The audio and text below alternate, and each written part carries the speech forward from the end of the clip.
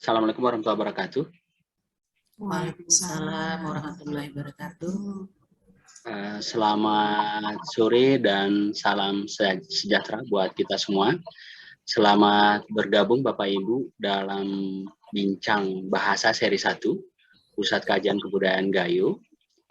Dan ini karena situasi masih halal bil halal.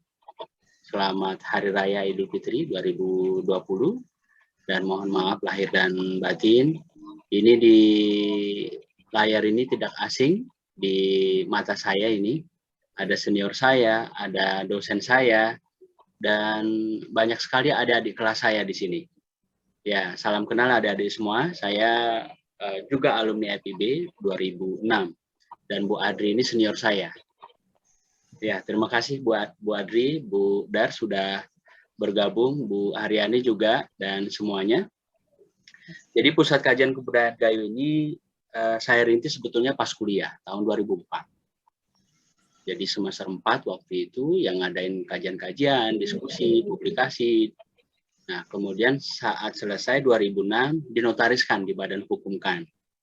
Dari 2006 sampai tahun kemarin 2021 sebetulnya ketuanya Pak Ismat Tantawi. Ya kadarullah ya, tahun kemarin Pak Ismat Tantawi berpulang. Ya karena saya yang rintis, nah kemudian ini kita aktifkan lagi. Nah dan kegiatan sore ini kegiatan virtual kita yang ke-12 Bapak Ibu. Jadi sebelumnya mengangkat tema budaya, seni, sejarah, pendidikan, dan yang terakhir kemarin kita juga membahas pertanian, ekonomi, terutama berbicara tentang kopi kaitannya dengan budaya. Dan sore ini kita dalam seri 1 ini kita membahas bagaimana sejarah bahasa Gayo, kekerabatannya dengan bahasa Alas dan Karo, juga bagaimana langkah pemertahanannya yang insya Allah diisi langsung oleh peneliti kekerabatan bahasa Gayo, Karo dan Alas yang juga akademisi Universitas Sumatera Utara, yang tepatnya dosen sastra Indonesia FIB USU, yaitu Ibu Dr. Dardanila M. Hum. Dan ini seri 1 ini, soal bahasa ini sengaja kita mengangkat sejarahnya dulu, nanti baru kita bergerak ke mikronya, fonologi, morfo, sintaksis, semantik, nah kemudian makronya juga, bagaimana psikolinguistiknya, sosio, antropolinguistik, linguistik arkeologinya. Karena ada hal yang menarik di sini Bapak Ibu, bahwa apa yang kita bahas ini sebagai perdana bincang bahasa ini ada kaitannya dengan temuan arkeolog yang melakukan penelitian 10 tahun di Kabupaten Aceh Tengah, tepatnya di Mendali, bahwa ternyata sejak 8.400 tahun yang lalu, orang Gayo ini sudah mendiami Sumatera. Nah, jadi dari sisi penelitian mereka sebetulnya, dari sisi budaya, orang Batak, orang Gayo itu lebih tua budayanya dari orang Batak. Nah, dan dalam kurun waktu ribuan tahun yang lalu, nah kemungkinan ini yang dari Sumatera ini munyangnya dari sana. Nah, ini yang coba kita lihat dari perspektif bahasa, dari kajiannya Bu Dar ini seperti apa. Nah, tanpa memperpanjang mukadimah lagi, nah mudah-mudahan kegiatan kita ini berjalan lancar, dan nantinya setelah paparan akan kita buka sesi diskusi atau sesi tanya jawab. Jadi kepada Bu Dardanila kami persilakan untuk memaparkan materinya. Sebelumnya kami ucapkan terima kasih. Baik, terima kasih Pak Yusradi. Izinkan saya meng-share. Sudah ya? Sudah bisa saya share ya?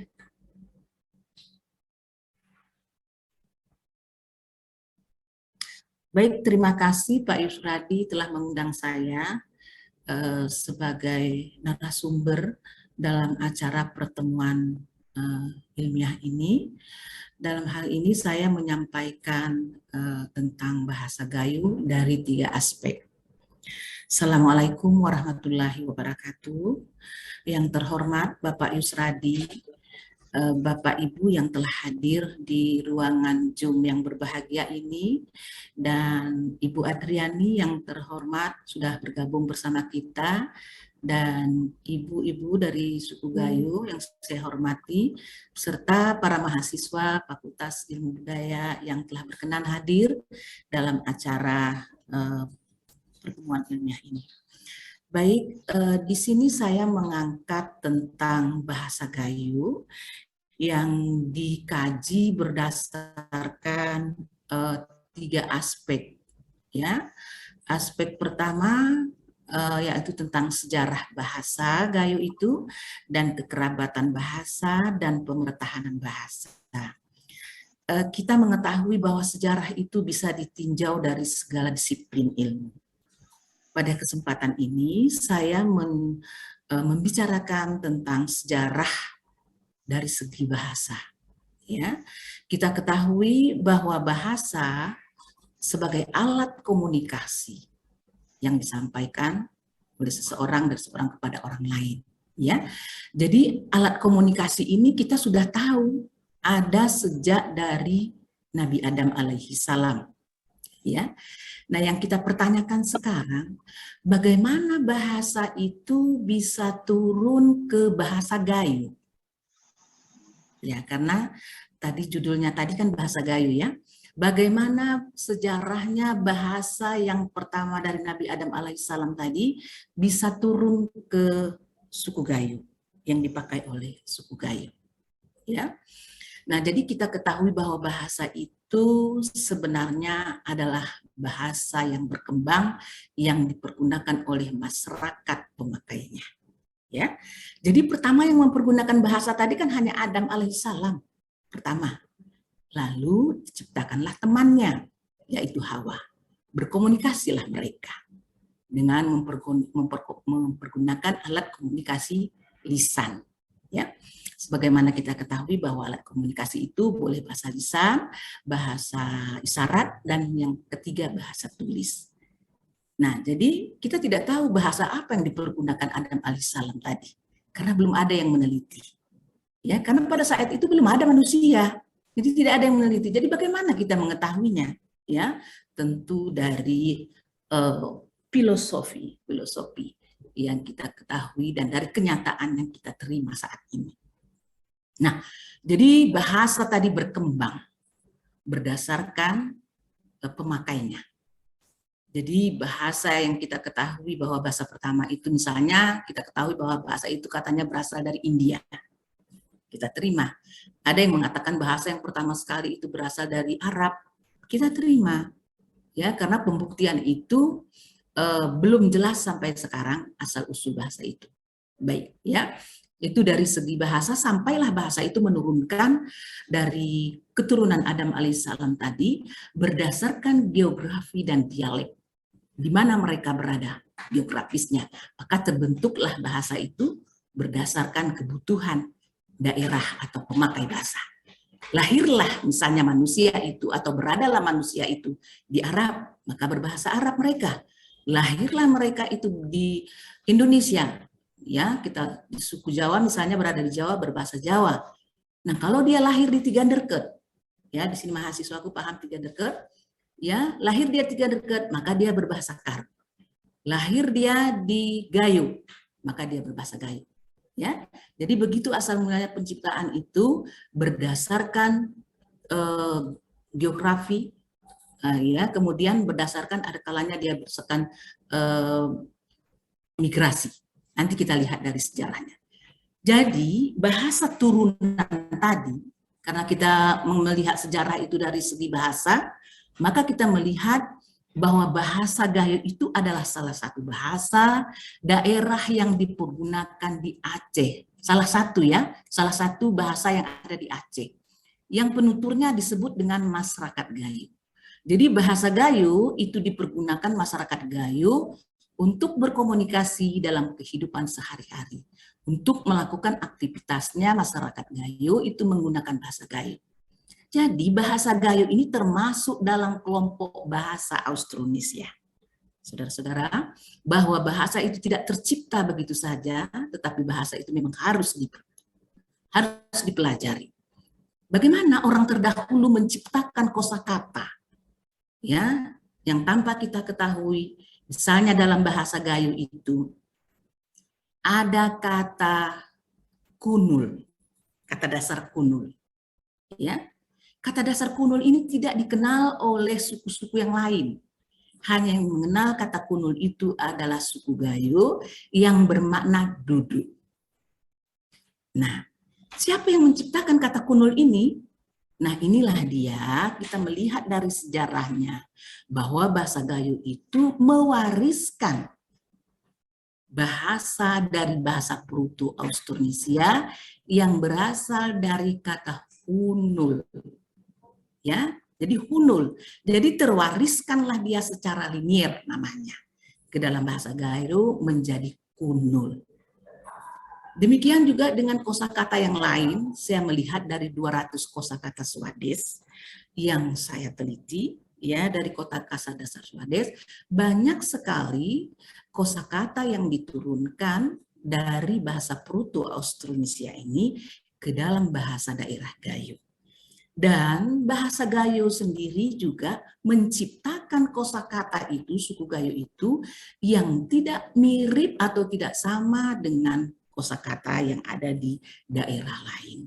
Kalaupun itu mempunyai kesamaan bunyi, kesamaan bentuk, dan kesamaan makna, itu bisa jadi karena 3 faktor. Faktor pertama, faktor kebetulan. Faktor kedua, faktor pewarisan. Ya, pewarisan dari bahasa Proto 3 tadi. Faktor ketiga karena faktor pinjaman. Ya, kata-kata pinjaman. Ya, karena kita mengetahui bahwa bahasa itu adalah bahasa yang berkembang, ya. Jadi bahasa Proto-Austronesia itu merupakan sebuah nama, ya, rumpun bahasa yang berdomisili di wilayah daerah Asia Tenggara.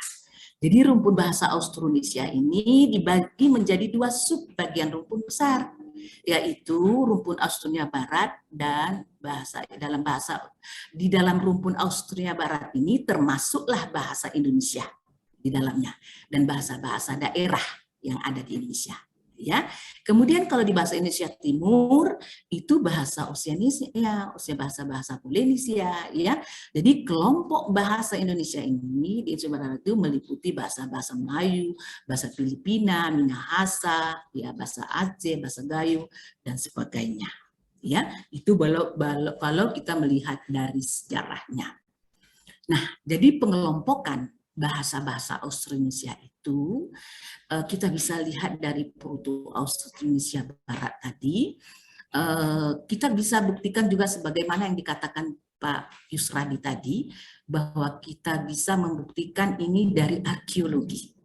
Ya, dari arkeologi, penemuan arkeologi ini juga berhubungan dari manusia purba. Manusia purba itu adalah manusia-manusia yang berasal dari Austronesia, ya. Itu dalam kelompok yang dibicarakan. Nah, karena kita membicarakan tentang sejarah kekerabatan, ya, sejarah kekerabatan bahasa, jadi kita harus paham, ya, tentang apa yang disebut dengan kata kerabat. Ya, kata kerabat itu adalah perangkat kata yang memiliki kesamaan atau kemiripan bentuk dan arti yang didukung dari asal yang sama. Ya, jadi kata kerabat ini nanti ada 2 sebenarnya. Ada kata berkerabat itu ada berkerabat secara linier, artinya berkerabat secara utuh, dan berkerabat secara inovasi. Inovasi berarti dia mengalami perkembangan, perubahan dari bahasa turunan tadi, atau disebut dari bahasa Austronesia. Ya. Nah, bagaimana kekerabatan bahasa yang kita pandang dari segi linguistik historis komparatif? Ya, kekerabatan bahasa yang ditinjau atau yang dilihat dari kacamata linguistik historis komparatif itu merupakan perangkat bunyi, ya, yang dikatakan berkerabat apabila direfleksikan satu protobahasa dengan didistribusikan dalam kata-kata yang mempunyai kesamaan atau kemiripan bentuk dan arti. ya. Bapak Ibu, di dalam kosakata Proto-Austronesia itu saya mengambil data dengan 200 kosakata Swadesh. Nah, di sini kata yang sama, bentuk atau mirip, misalnya tadi di dalam bahasa Gayo itu ada kata utok. Ya, kata utok itu merupakan pewarisan linier dari bahasa Proto-Austronesia. Utok, dari utok. Jadi mewariskan dia ke dalam bahasa Gayo. Utok. Ya, itu disebut dengan pewarisan linier. Tetapi yang disebut dengan pewarisan inovasi atau pewarisan berubah bunyi dan tidak mempunyai bentuk yang sama, tapi mempunyai makna yang sama, ya, bersimpang dia. Misalnya dalam bahasa Gayo ada kata dul. Nah, mahasiswa saya ini sudah paham ya tentang apa ya, tentang data Swadesh. Dalam bahasa Gayo itu ada dul, dalam bahasa Proto-Austronesia itu abu. Juga glosnya dalam bahasa Indonesia disebut abu. Nah, ini dia berinovasi. Artinya orang Gayo itu sendiri menciptakan kata dul. Dia tidak menerima pewarisan secara linier dari Proto-Austronesia, tapi mereka menciptakan kosakatanya, yaitu orang-orang terdahulu. Nah, setelah saya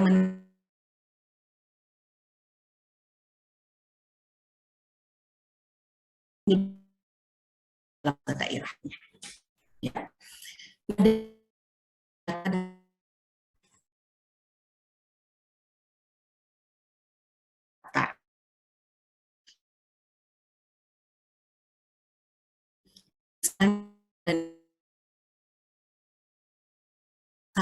Dalam bahasa Indonesia kata sarapan.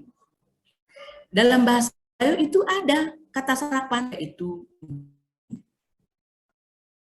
Nah, setelah saya dari bahasa daerah yang ada di Sumatera ini, ya kebetulan kami pagi itu boleh nasi, ya boleh apa saja, pokoknya ada yang dimasukkan ke dalam perut atau dimasukkan ke dalam mulut, dikunyah lalu ditelan, itu definisinya. Nah, tapi di suku lain tidak ada, dia tetap menyebutnya sarapan, sarapan atau makan, ya makan pagi, sarapan, begitu. Tapi tidak di dalam bahasa Gayo itu ada, ya itu di dalam yang tidak ditemukan oleh suku yang lain. Demikian juga dengan kosakata-kosakata yang mempunyai lebih dari satu makna, ya lebih dari satu makna, tapi satu kosakata banyak sekali. Misalnya kata ume. Kata ume itu bisa bermakna sawah, ya, bisa bermakna besan. Ya, itu ditemukan dalam bahasa Gayo. Artinya berinovasi dari bahasa-bahasa Austronesia tadi ke dalam bahasa Gayo atau bahasa turunannya. Nah, jadi bahasa-bahasa yang saya teliti ini, ternyata bahasa Gayo itu banyak mempunyai kosakata yang tidak dimiliki oleh suku-suku yang lain. Demikian juga kalau kita kaji dari segi semantik, ya, jadi banyak arti dari kosakata yang bisa kita teliti. Semua bahasa di dunia ini, ya Bapak dan Ibu, diasumsikan memiliki tingkat kekerabatan, termasuk bahasa-bahasa daerah yang ada di Indonesia. Tingkat kekerabatannya suatu bahasa didasarkan pada bentuk dan makna leksikal yang dari bahasa Proto tadi. Nah, dalam hal ini bahasa karya itu bahasa Anglas, BS itu, maaf, BA itu bahasa ini 5 bahasa yang, nah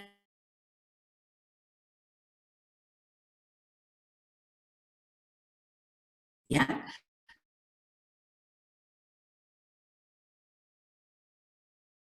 mempunyai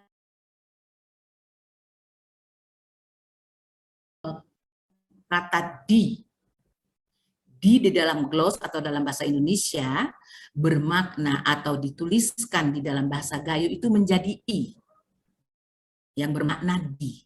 Misalnya i atas, artinya di atas.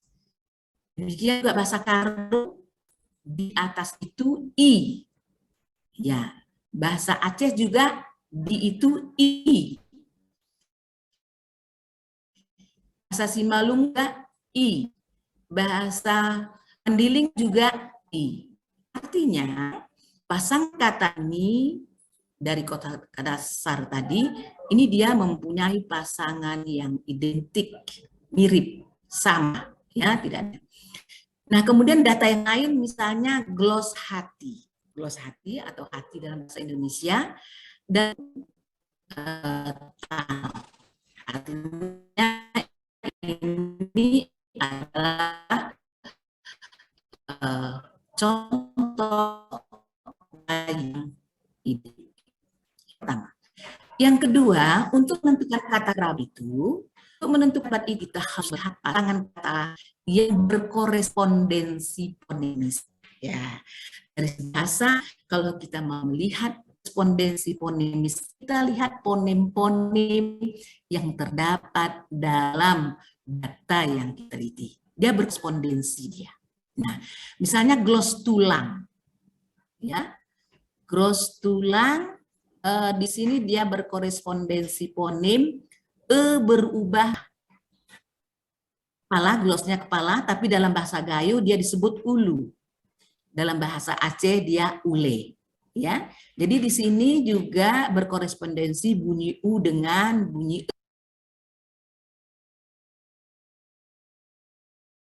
Dalam bahasa Gayo dan bahasa Simalungun yang glosnya itu lidah, dalam bahasa Gayo itu disebut delah. Dalam bahasa Simalungun itu disebut dilah. Artinya di sini fonem e dan fonem i ya berkorespondensi bunyi. Ya. Kemudian glos kamu. Glos kamu dalam bahasa Gayo disebut ku. Dalam bahasa Mandiling disebut hu. Nah, di sini yang berkorespondensi adalah K dengan H, ya, ku dan hu. Nah, sebenarnya dalam bahasa Gayo, untuk menyebutkan kamu itu ada dua. Tapi kita dilihat di sini yang berkerabat itu ku, ya. Ada juga kam. Ada juga kam. Ya, jadi kam dalam bahasa Gayo itu juga bermakna kamu. Biasanya ku ini disampaikan oleh orang yang tua kepada yang lebih muda. Atau ku ini boleh juga dipakai oleh kelompok nanti ya, ini kita sebut nanti di ketahanan bahasa ya, atau kelompok ku ini juga dipakai oleh penutur yang seusia. Ya. Tapi kalau kam, pemakaian kata kam itu biasanya penutur mempergunakan kepada orang yang lebih terhormat atau yang lebih tua dari penutur, ya. Itu dia. Nah, kemudian yang ketiga untuk menentukan kata kerabat itu adalah pasangan yang mirip secara fonetis. Ya, mirip dia secara fonetis. Mirip secara fonetis ini bisa dia merupakan penambahan bunyi atau penghilangan bunyi. Disebut penambahan fonem atau penghilangan fonem. Ya.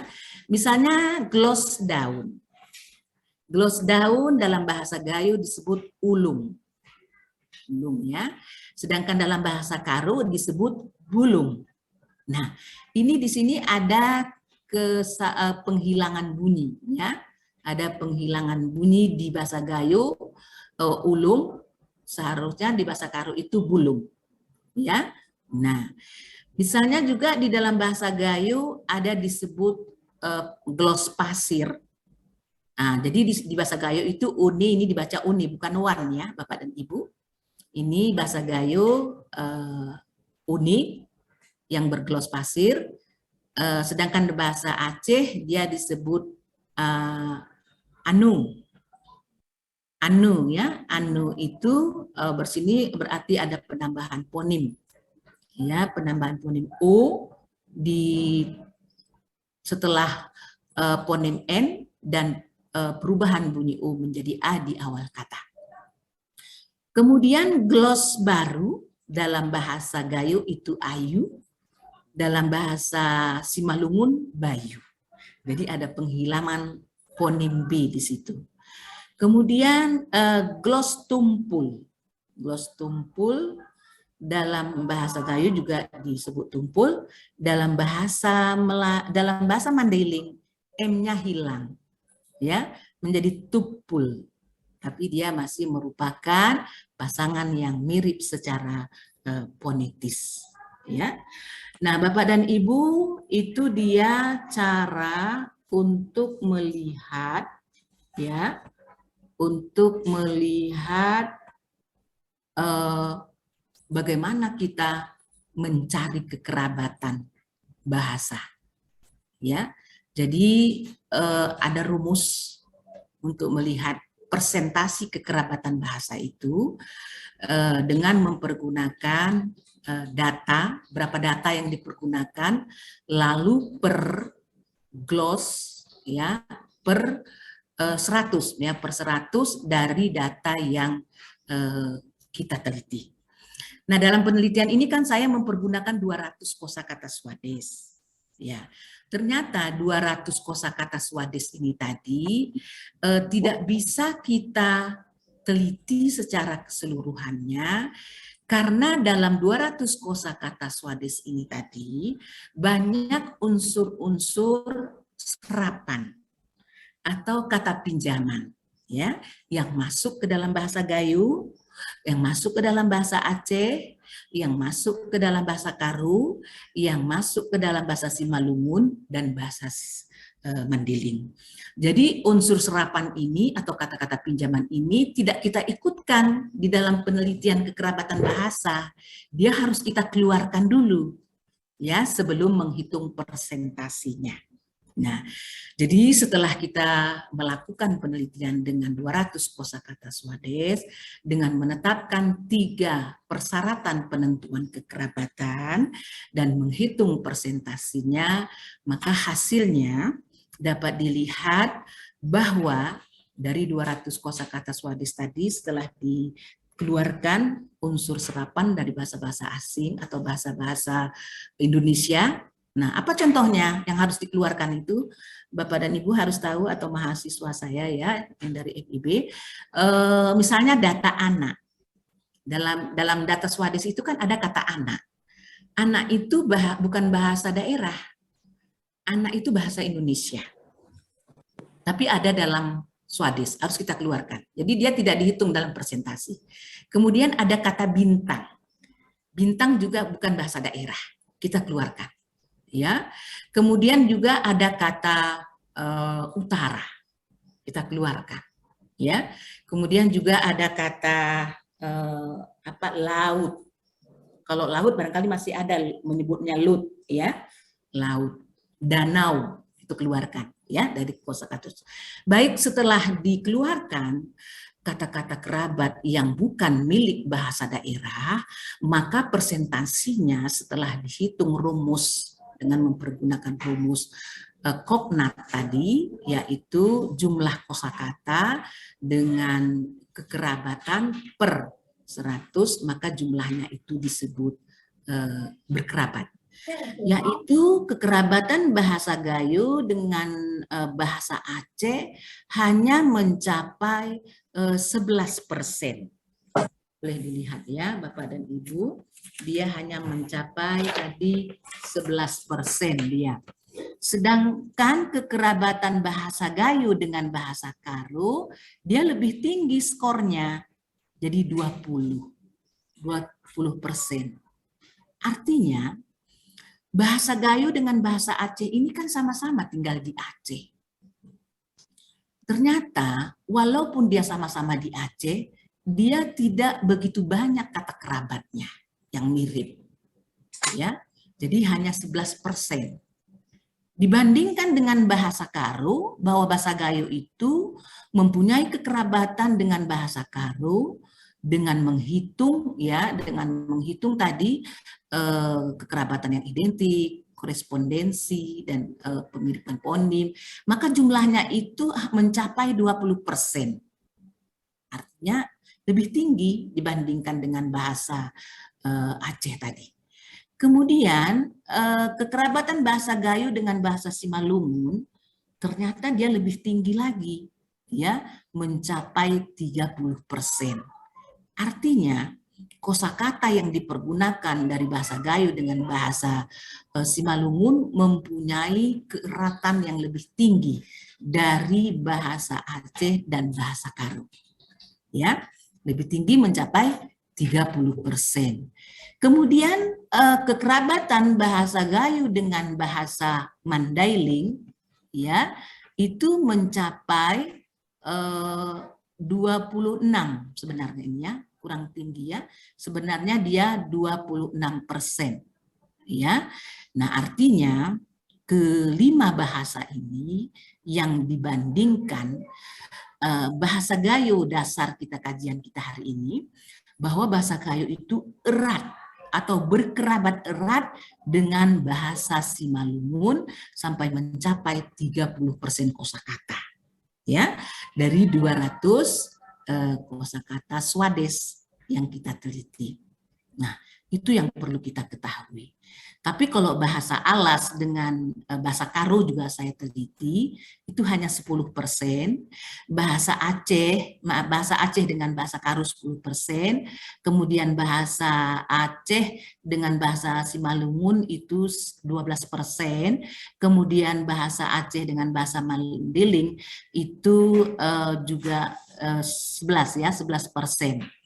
Nah, di sini bahasa Karo dengan bahasa Simalungun itu tinggi sampai 45%, ya. Kemudian bahasa Karo dengan bahasa Mandailing dia 35%, ya. Sedangkan bahasa Simalungun dengan bahasa Simalungun dengan bahasa Mandailing dia mencapai 69% dari kekerabatan bahasa-bahasa itu. Artinya dalam penelitian ini yang saya lakukan membuktikan bahwa daerah pakai bahasa itu sama-sama bahasa yang ada di Aceh, tetapi kekerabatannya memang paling rendah, ya, bahasa Gayo dengan bahasa Aceh itu. Artinya perlu pembuktian sekarang secara arkeologi, ya, dari segi temuan-temuan artefak-artefak, ya, bahwasanya benarkah, ya, bahwa gen atau genius itu orang Gayo itu lebih dekat ke Simalungun daripada ke Aceh. Aceh itu maksudnya bahasa Aceh, Pak, Ibu, ya. Jadi sebenarnya Gayo itu juga berada di Aceh, ya. Ini perlu pembuktian kembali barangkali dari Badan Arkeologi, ya, Pak Ketut barangkali nanti ya bisa lebih memperdalam lagi, karena kita tahu bahwa Pak Ketut ini sudah lama meneliti tentang arkeologi di Lut Mendali di Takengon, ya. Baik, Bapak dan Ibu, itu tentang sejarah kekerabatan bahasa. Nah, sekarang kita masuk ke pemertahanan. Dari bahasa yang kita teliti tadi, bagaimana pemertahanan bahasa? Objeknya adalah bahasa Gayo. Ya, bahasa Gayo yang mau kita teliti ini, kita memahami dulu bahwa istilah pemertahanan bahasa itu selalu dikaitkan dengan pergeseran bahasa, dikarenakan pemertahanan bahasa itu muncul akibat adanya pergeseran bahasa. Ya, nah, jadi di dalam pemertahanan bahasa ini kami telah melakukan penelitian dengan mengadakan penelitian responden sebanyak 59, ya. Kami mengambil ganjil 59% dengan tingkat remaja, dewasa, dan orang tua. Nah ya, jadi di dalam penelitian ini banyak sekali hal-hal yang masih dimiliki orang Gayo itu sendiri sebenarnya. Saya bangga sebenarnya, ya. Tapi pada tingkat orang tua, pada tingkat remaja awal. Nah, remaja awal itu Bapak dan Ibu adalah para remaja yang berumur dari umur 12 sampai 16 tahun. Nah, kalau remaja awal ini bahasanya masih baik, tapi kurang bertahan. Ya, baik tapi kurang bertahan. Jadi dalam hal ini misalnya kosakata Bili itu mereka tidak baik untuk memaknainya. Artinya mereka tidak paham apa itu Bili. Bili itu artinya adalah suatu tempat tempat padi ya Bapak Ibu, tempat padi kecil untuk memisahkan padi yang bagus, padi yang berisi dengan padi ampas. Ya. Jadi bili itu dulu dipakailah untuk menuang padi itu keluar ya ke bawah, biasanya di atas benyang itu dilakukan. Benyang itu seperti apa ya bahasa Indonesianya? Amben, di atas amben untuk memainkan peran bili tadi menuangkan padi. Nah, jadi itu artinya tidak baik lagi pemahaman mereka yang berusia remaja awal tadi. Ya, jadi banyak lagi kosakata yang lain seperti misalnya kosakata yang didasarkan pada kata dasar tadi yang kita teliti, misalnya seperti jejunten, ya, mereka tidak mengenal kata jejunten dan banyak lagi. Nah, jadi di dalam pemertahan ini ada pergeseran bahasa karena adanya kosakata-kosakata yang baru masuk. Apa yang menyebabkan kosakata itu bisa masuk ke daerah Gayo ini? Bisa jadi karena faktor migrasi. Faktor migrasi bahwasanya orang Jawa kah atau orang Padang kah yang datang ke Takengon itu ya membawa kosakatanya sehingga kosakata itu jadi populer di masyarakat penutur bahasa Gayo itu. Contohnya orang Gayo itu sekarang sudah mengenal kata besek ya, dan kata besek itu artinya tempat pengiriman nasi ya. Memang dalam bahasa Indonesia, bahasa Gayo ini tidak ada itu, mungkin karena pengaruh orang Jawa datang ke sana sehingga sudah ada kata besek itu. Demikian juga dengan kata lagan. Jadi di bios itu kalau ada acara hajatan, para ibu-ibu di situ membantu memasak. Jadi dalam bahasa Gayo mereka sudah menyebutnya itu lagan. Lagan, ya, artinya itu terjadilah pergeseran bahasa tadi sudah masuk, ya. Nah, jadi Bapak dan Ibu ini perlu kita ketahui bahwa ya pemertahanan bahasa itu selalu dikaitkan dengan pergeseran bahasa. Jadi pemertahanan bahasa itu merupakan sebuah upaya untuk mempertahankan bahwa bahasa agar itu terus digunakan oleh penutur multibahasa. Ya, multibahasawan itu dapat menggunakan pemilihan bahasa dalam melaksanakan pemertahanan bahasa. Ya, jadi Bapak dan Ibu ini banyak faktor sebenarnya. Karena sekarang suku Gayo itu pun di dalam rumah tangganya misalnya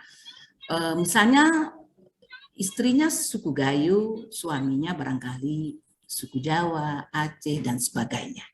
Ya, jadi sehingga di dalam rumah tangga itu mereka tidak lagi mempergunakan bahasa Gayo, tapi sudah mempergunakan bahasa Indonesia. Ya, nah bisa jadi juga tadi karena faktor migrasi tadi. Nah, faktor migrasi misalnya sekarang banyak sekali pedagang yang datang ke Takengon itu, ya. pedagang yang datang ke Takengon itu, misalnya saya berada di Pasar Impres. Saya bulan Januari kemarin pulang ke Takengon, ya, ada acara keluarga bersama kakak saya. Ya. Lalu kakak saya ini bertemu dengan teman lamanya, mempergunakan bahasa Gayo. Singkat cerita dia mengatakan si Ila ini, maksudnya bahasa Gayunya begini ya, bahasa Gayunya begini, bahasa Gayunya Bapak Ibu, nanti saya terjemahkan. Ila ini isi tariang. Nah, artinya si Ila ini di mana tinggal.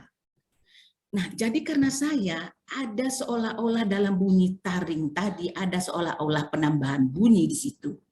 Saya menganggap bahwa kata tariang tadi itu sudah merupakan memang bahasa Gayo, tapi sudah ada perpanjangan ponim di situ. Rupanya yang menyebutkan ini tadi adalah suku Minang, orang Padang. Ya, saya tanya sama kakak saya, Kak, siapa itu Kak? Kawan saya, dia suku apa? Dia suku Padang, tapi udah lama tinggal di Takengon ini, begitu ya. Jadi dia memang pandai berbahasa Gayo, tapi masih terbawa dialek Minangnya. Jadi menyebutkan kata taring dalam bahasa Gayo sebenarnya taring, tapi dia kalau kita tidak teliti betul-betul, kita menganggap itu benar bahasa Gayo, taring. Kita bahasa Gayo taring, tapi dia menyebutnya tariang. Tariang. Ya. Jadi kalau kita betul-betul menelitinya secara fonologi, ya, kita bisa membedakan kata taring dengan perpanjangan vokal di situ, tariang. Ya. Itu dia Bapak dan Ibu yang perlu kita ketahui. Jadi dari hasil penelitian yang kami lakukan, ya, bahwa kita harus melihat dulu apa yang dimaksud dengan pemertahanan bahasa itu, ya, bahwa pemertahanan bahasa itu merupakan sikap bahasa yang mendorong masyarakat untuk mempertahankan bahasa, ya, dan mencegah adanya pengaruh bahasa lain. Ini tidak mungkin, ya kan?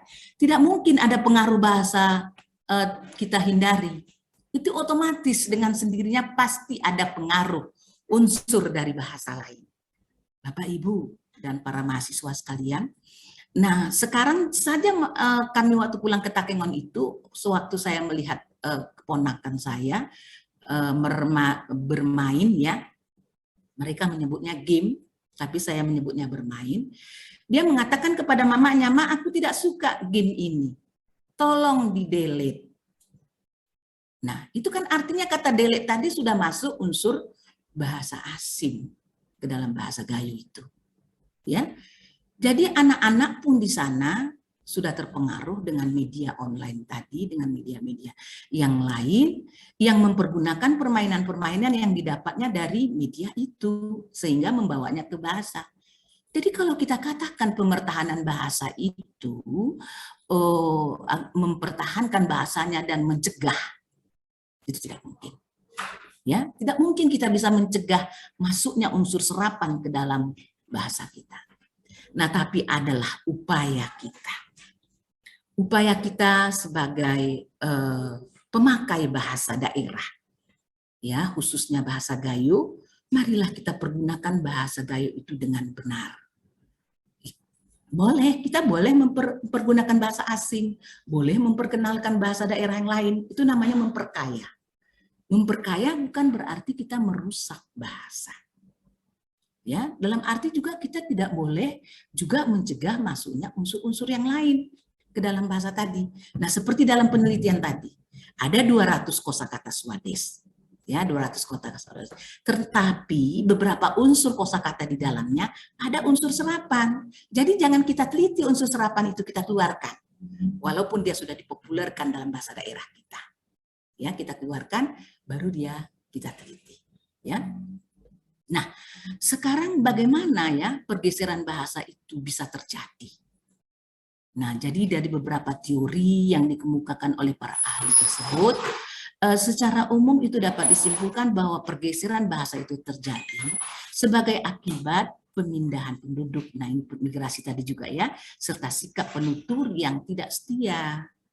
Nah, sikap penutur bahasa tadinya, misalnya seperti kita yang berada di rantau, walaupunlah kita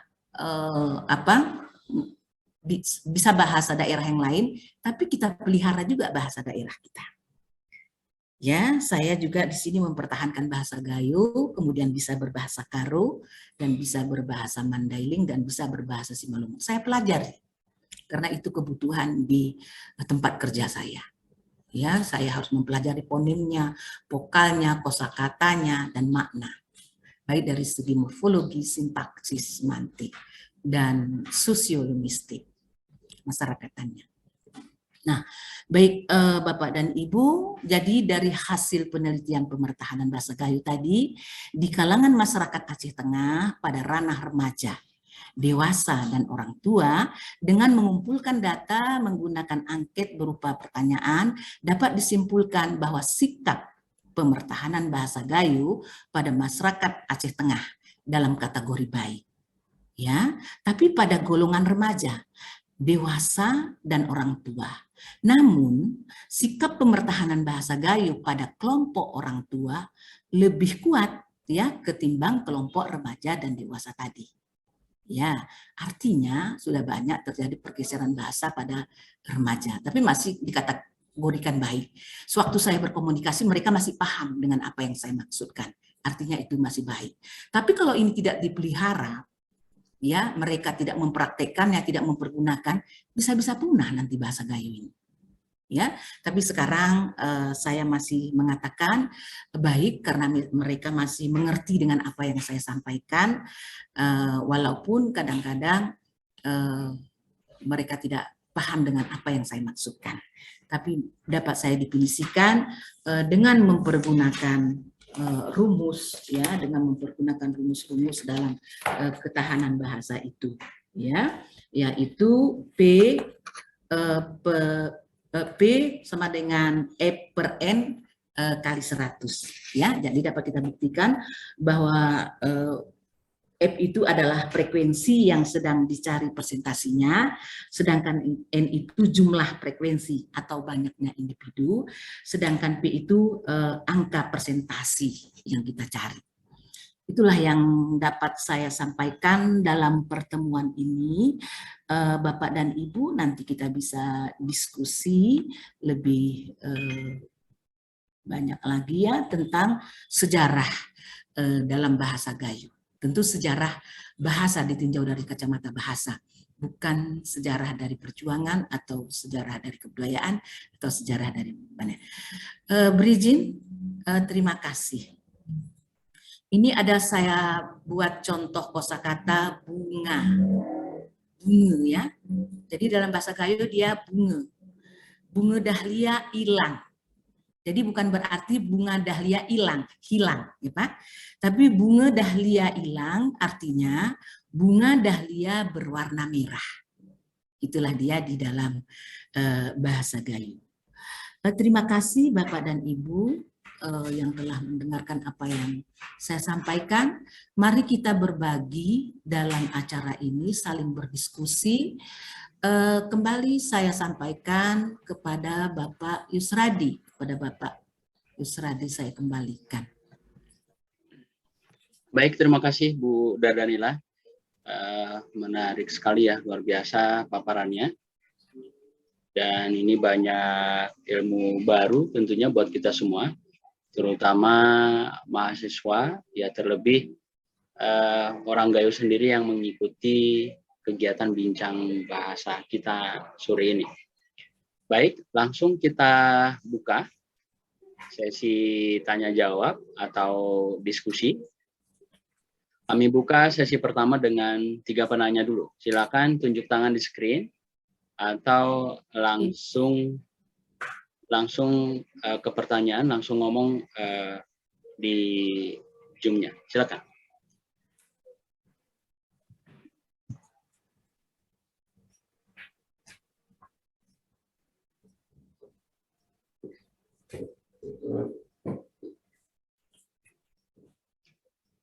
Ini ada peserta yang lagi hujan lebat Bu. Iya. Di tempatnya, jadi keluar masuk. Ini saya baca di room chat. Ya, sambil nunggu pertanyaan silakan. Atau mau ngasih pendapat, kami persilakan.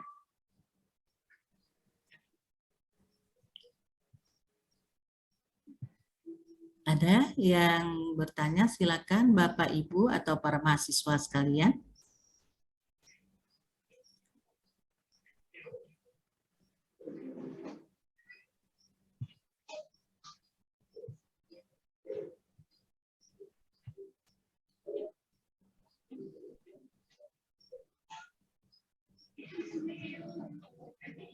Baik, kalau ada nanti tolong diangkat tangannya sambil menunggu, barangkali saya memberikan arahan ya, bahwasanya bahasa Gayo itu sekarang bahasa Gayo yang pemakainya itu sekarang berada di Aceh Tengah ya. Di Aceh Tengah itu ada di Takengon dan ada di Bener Meriah. Itu yang masih mempergunakan bahasa Gayo yang sangat baik tadi ya. Kemudian ada juga bahasa Gayo yang dipergunakan di daerah Serbejadi, tetapi itu sudah sedikit ya, bahkan kemarin data tidak ada saya temukan di sana, tapi menurut sejarah ada di Serbujadi ya, tapi saya tidak menemukan data tersebut. Barangkali kami di Serbujadi tadi lokasinya tidak pas ya, karena kalau menurut sejarahnya daerah pakai pemakaian bahasa Gayo juga ada di sana ya. Baiklah Bapak dan Ibu, kalau misalnya para mahasiswa yang mau meneliti tentang bahasa Gayo, saya sarankan penelitian yang efektif itu di Bener Meriah atau di Takengon. Di Takengon itu pun ada daerah tertentu yang paling baik itu di Linge, ya, Angkup, ya, itu masih bahasanya sangat efektif.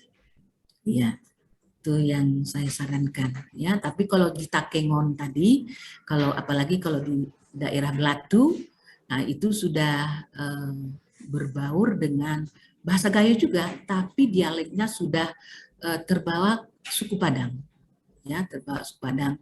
Seperti tadi misalnya menyebutkan rantang, ya, jadi ya rantang. Kemudian selalu ada penambahan vokal panjang seperti taring tadi, tariang, kemudian apa ya. Baik, ini ada pertanyaan dari Bu Yuni ya, menurut sejarah suku Gayo berasal dari Karo, namun secara persentase bahasa justru bahasa Karo paling kecil, yang paling besar bahasa Gayo dengan bahasa Simalungun. Ya, baik, terima kasih Ibu Yuni yang telah memberi pertanyaan.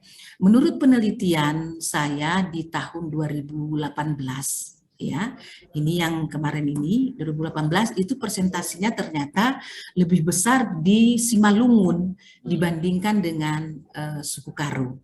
Nah, berdasarkan penelitian ini dari data 200 kosakata Swades yang berkerabat erat itu hanya mencapai 20%. Sementara dengan bahasa Simalungun tadi, dia 30% dari data yang dilihat. Nah, ini data yang dipakai adalah data yang identik. Ya, tadi ada 3 data yang dipergunakan, data identik, data yang berkorespondensi, dan data yang merupakan ponim yang mirip atau sama. Ya, jadi Ibu Yuni dalam hal ini kita menggali terus data-data dari informan kita dengan tidak melibatkan kita sebagai pemakai bahasa. Tentu bagaimana informan itu menyampaikan data yang sebenarnya. Pada tahun 2015 itu disertasi saya itu tentang pemerolehan bahasa Karo dengan bahasa Gayo dan bahasa Alas. Nah, di sini besar presentasinya bahasa Karo itu dengan bahasa Gayo, karena saya tidak mengambil bahasa Simalungun sebagai perbandingan. Yang saya ambil adalah bahasa Alas. Yang saya ambil adalah bahasa Alas. Sedangkan pada tahun 2018 sampai 2020 itu penelitian yang saya ambil 5 bahasa tadi, bahasa Karo, bahasa Simalungun.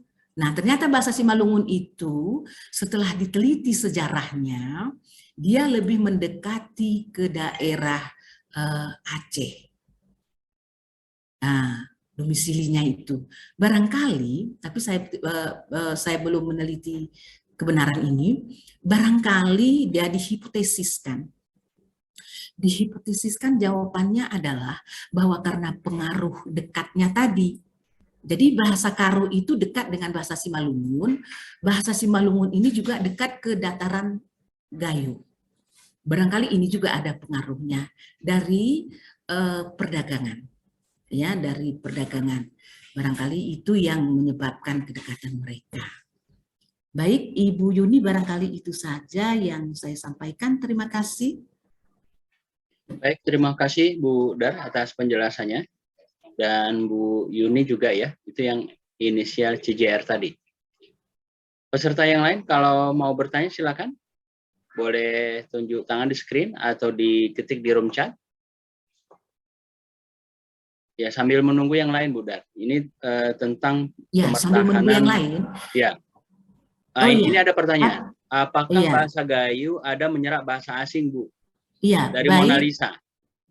Iya, ini baik Mona Lisa, apakah bahasa Gayo ada menyerap unsur bahasa asing? Nah, ada, ya. Jadi bahasa Gayo itu dulu pernah datang orang Belanda, ya, ke sana ya. Orang Belanda ini berdomisili di Gayo, ya, sehingga mereka menciptakan kampung ya, ada kampung di sana, kampung, nama kampungnya tunggu saya ingat dulu, kok saya lupa, tapi ada nama kampung, daerah Toa itu, tunggu ya. Erlop, udah. Iya, Erlop, ya, Mona Lisa itu dari bahasa Belanda. Nah, demikian juga sebenarnya kata jendela. Jendela juga orang Gayo itu mengenal kata tingkep dulu. Tingkep. Ya, jendela, dari jendela. Demikian juga dengan kata mundur. Ya. Bukan berarti di sini untuk mundur dalam bahasa Gayo itu surut. Tapi kalau di dalam memundurkan mobil, itu mereka mempergunakan kata atrek. Atrek. Jadi atrek itu dari bahasa Belanda. Ya, itu untuk kosakata untuk mundur. Tapi kalau untuk bahasa Gayo surut bisa dua makna, bisa berarti dia surut itu berarti mundur, ya. Tapi kata surut tidak bisa untuk kendaraan. Nah, jadi kata untuk kendaraan itu untuk mundur itu bisa berarti atrek dari bahasa Belanda. Ya, demikian juga seperti kata apa ya dari bahasa Belanda unsur-unsur serapan langit. Demikian juga dari bahasa Inggris ya yang dipakai misalnya seperti buku ya, buku masih buku juga di sana ya, masih mempergunakan kata buku yang dari book ya. Demikian juga dari misalnya kata gelas ya, kita dengar bahwa itu masih dari bahasa Inggris, unsur serapan bahasa Inggris. Demikian juga dengan kata lampu, di Gayo itu juga masih menggunakan kata lampu yang diserap dari bahasa Inggris, yaitu kata lamp, ya, menjadi lampu. Jadi itu unsur serapannya. Baik, Mona Lisa, bagaimana dengan yang saya sampaikan? Baik, ini ada lagi pertanyaan di chat Pak Yusradi.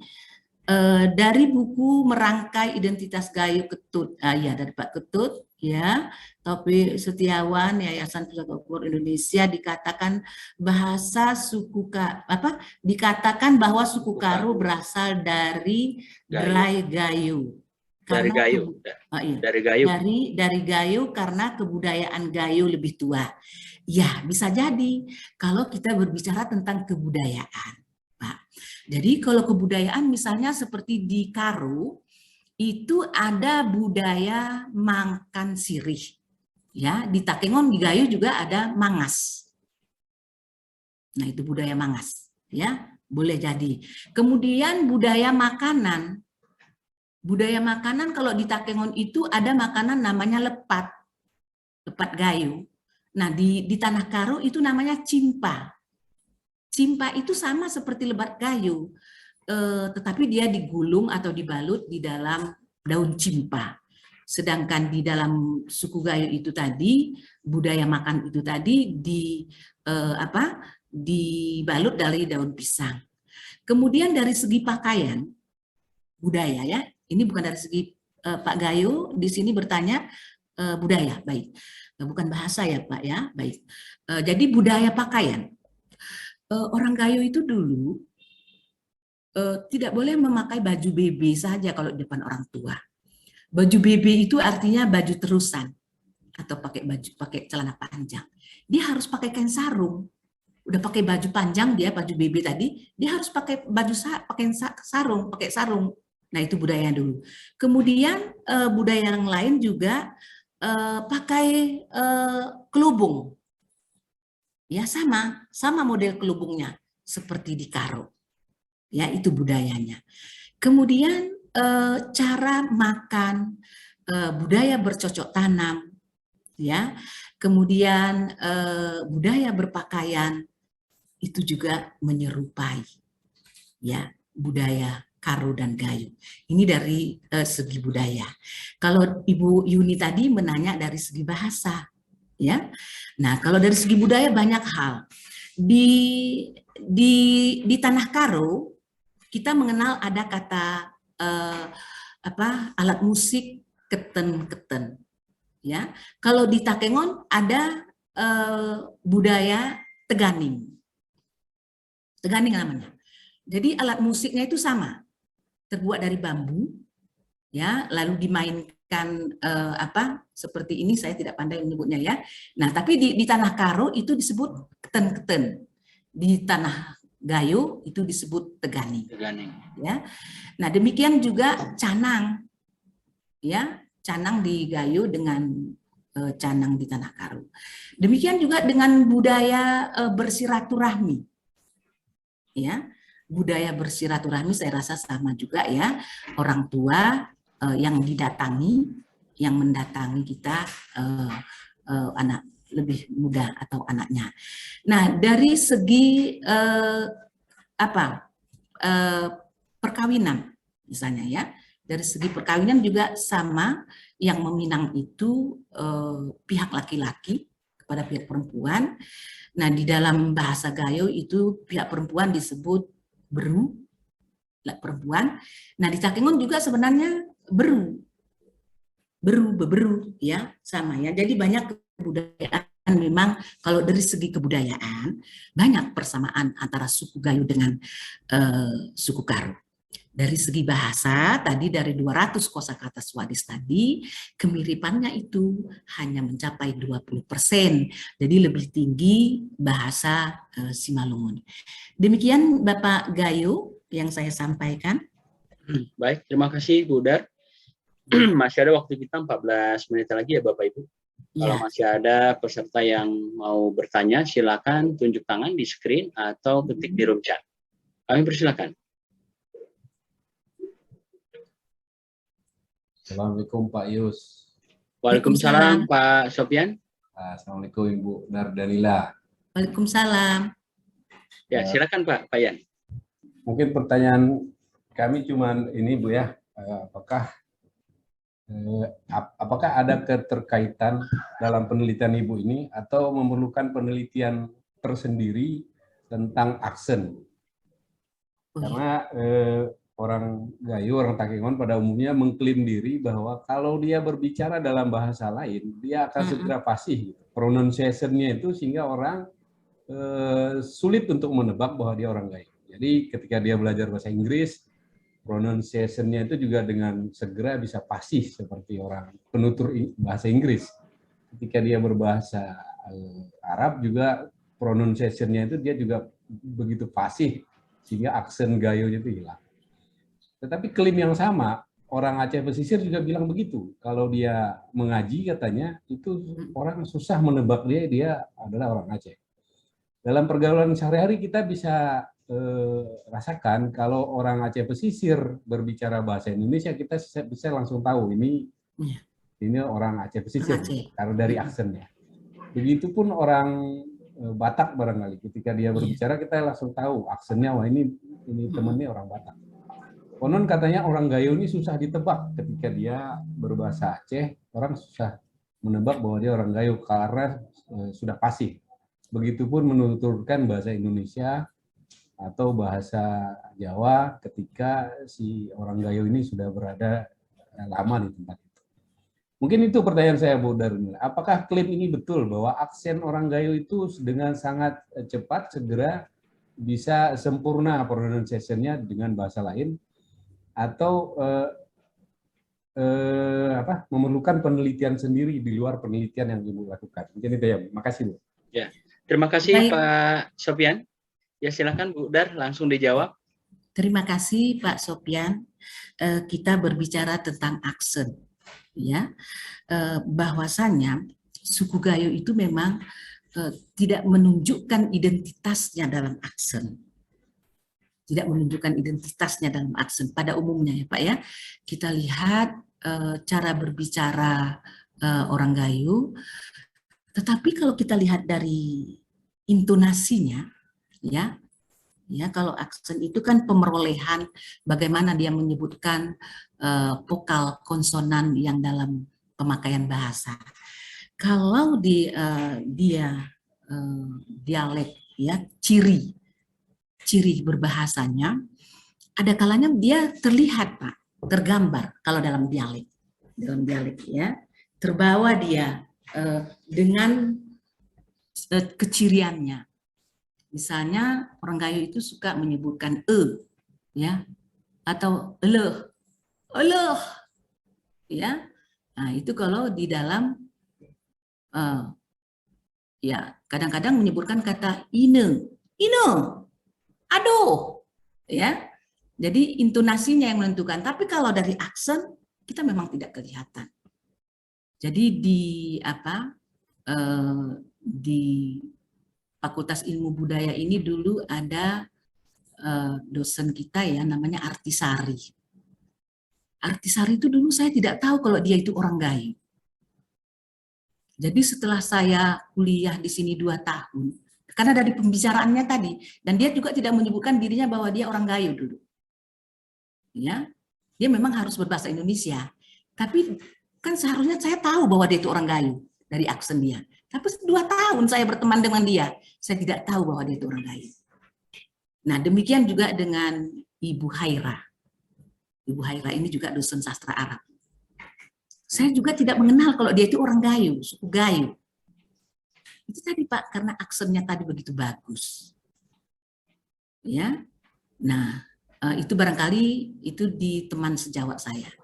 Nah, saya dulu atasan saya itu Pak Yunus Salim, Pak Daud, dan kemudian Pak Yusuf Rawakil. Demikian juga pemakaian aksennya sangat bagus. Saya tahu dia itu bahasa Gayo, saya tahu itu orang Gayo. Ya, tapi kalau orang tidak tahu dia, kalau teman saya itu dulu tidak tahu kalau Pak Yusuf itu orang Gayo. Demikian dengan Pak Daud itu dulu sebagai direktur pasca. Jadi waktu kami kuliah dulu saya bawa teman saya ke ruangan Bapak itu dengan mempergunakan bahasa Indonesia. Mereka itu tidak tahu kalau Bapak itu suku Gayo. Ya, karena begitulah aksen penyampaian. Ya, kalau dalam bahasa Indonesianya tata bahasanya, ya, tata bahasanya yang sangat bagus di dalam pemakaiannya. Tapi kalau di dalam dialek, ya, di dalam dialek barangkali terbawa juga kadang-kadang ketahuan itu, ya. Baik Pak Yusuf, kita perlu penelitian lebih lanjut. Kalau Bapak bersedia kita bekerja sama, Pak Yusuf di mana ini? Di Banda Aceh, Bu Dar. Iya, maksudnya di bagian apa? Di bank, kerjanya di bank Pak Sopyan ya. Saya Pak Sopyan, Bu Darmila. Oh, Pak Sopyan di? Kami tukang kredit di bank, tapi kami tertarik dengan topik-topik saya dan seni. Jadi kan pikir saya tadi Bapak, kita kalau sekarang kan lagi marak-maraknya nih kerjasama. Ya. Kerjasama penelitian dari Dikti itu Pak harus ada, tidak boleh hanya usul aja. Jadi dia mesti ada kerjasama dengan yang lain begitu. Ya. Jadi bisa juga itu Pak kalau di bank itu bagaimana mempergunakan atau mempengaruhi. Bagaimana kita bisa mempengaruhi orang lain bisa menjadi apa di bank kita itu? Menjadi penabung. Bagaimana ya kita mempergunakan bahasa agar orang tertarik dengan bank yang kita kerja di sini, misalnya di Bank Aceh ya. Nah, itu bisa juga Pak kerjasama. Jadi intinya di sini bagaimana mempengaruhi orang dengan mempergunakan bahasa Indonesia yang baik menjadi penabung di bank itu. Baik, barangkali ada yang lain? Baik, terima kasih Bu Dar. Kami berikan kesempatan kepada peserta yang lain. Kita 6 menit lagi waktunya. Satu penanya lagi, silakan.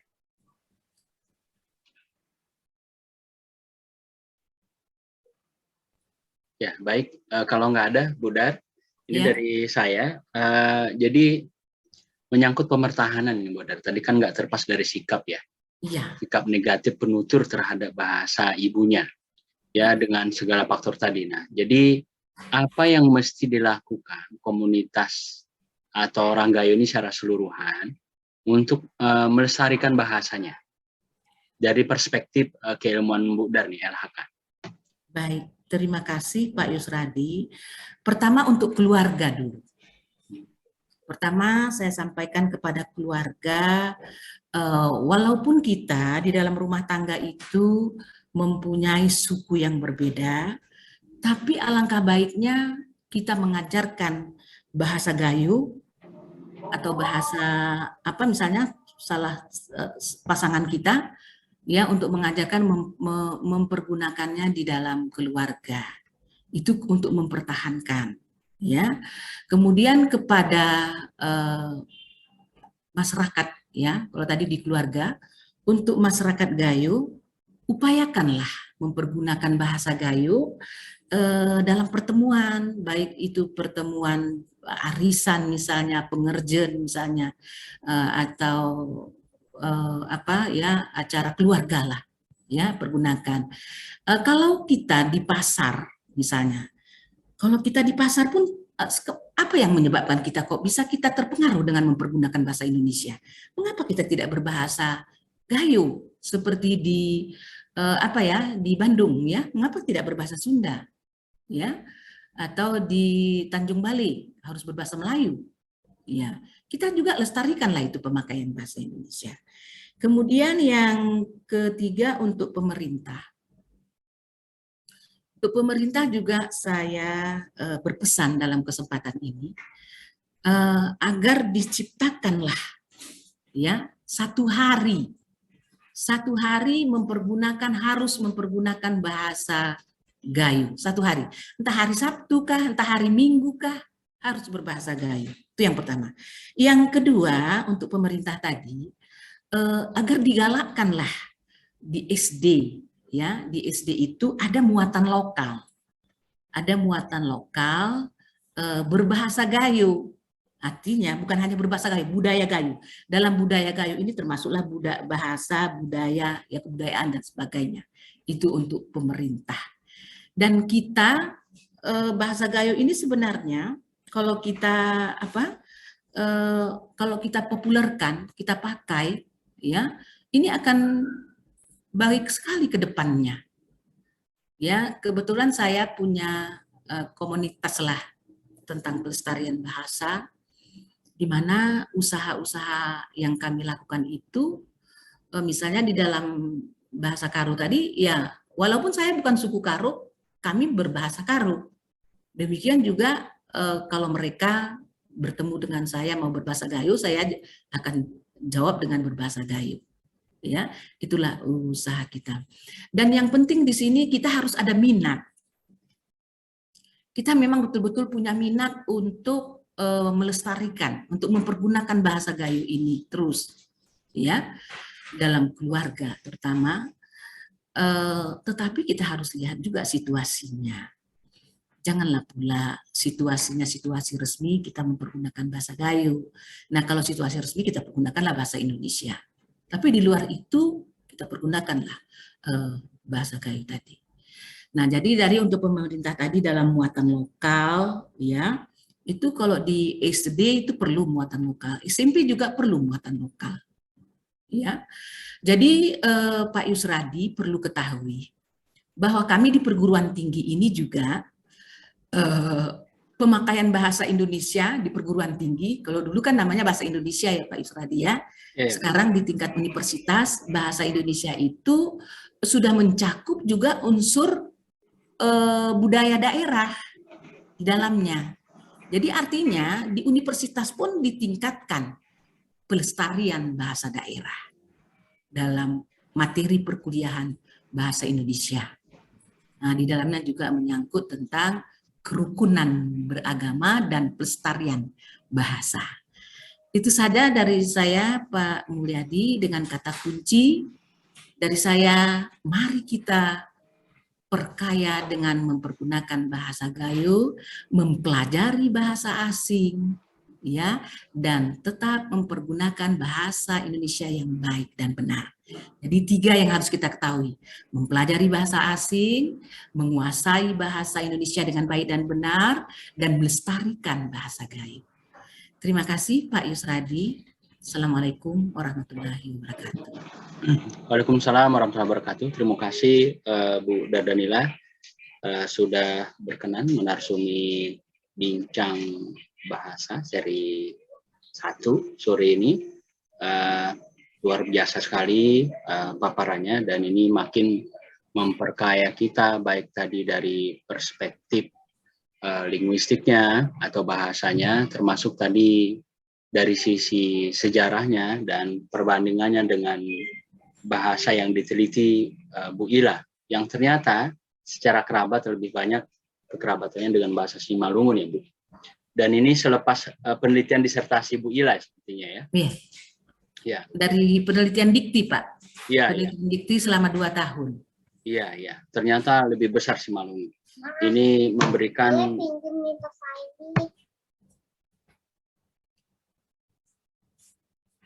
ya, ternyata lebih besar bahasa Simalungun.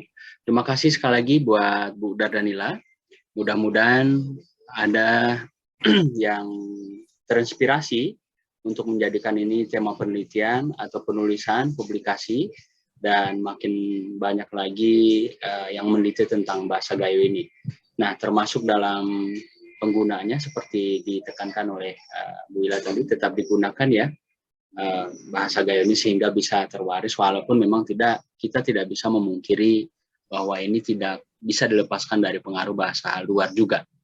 Baik Bapak Ibu, terima kasih juga sudah bergabung dan join di bincang bahasa kita sore ini, dan insya Allah kegiatan terkait nanti akan kita selenggarakan berikutnya seperti saya sebutkan di awal, bahwa secara mikro dan makro tentang bahasa Gayo ini akan kita bahas, termasuk nantinya bagaimana mendorong dari sisi kebijakan, sehingga yang disampaikan Bu Ila tadi bisa berjalan. Jadi nanti di sesi yang lain kita akan melibatkan eksekutifnya Bu Dar, juga legislatifnya, sehingga ini bisa efektif pemertahanannya, dan ini tidak sebatas Aceh Tengah tentu, tapi Gayo luas kita libatkan, Aceh Tenggara kita libatkan, dan Bener Meriah kita libatkan.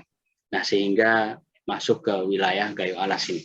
Demikian Bapak Ibu, semoga bermanfaat bincang bahasa kita hari ini.